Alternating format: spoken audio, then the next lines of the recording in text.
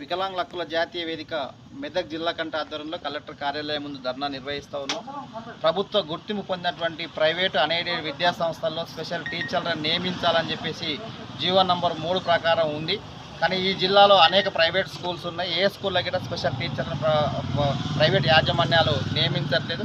2016 వికలాంగుల హక్కుల పరిరక్షణ చట్టం సెక్షన్ 16, 17 ప్రకారం ప్రభుత్వ గుర్తింపు పొందిన ప్రతి విద్యా సంస్థలకి స్పెషల్ ఎడ్యుకేటర్ని నియమించాల్సిన అవసరం ఉంది. అట్లాగే ప్రతి విద్యార్థికి ఇండివిజువల్ ప్లాన్ని ఎడ్యుకేషన్ ప్లాన్ని నియమించాల్సినటువంటి అవసరం ఉంది. అవేవి మెదక్ జిల్లాలో అమలు అవ్వట్లేదు.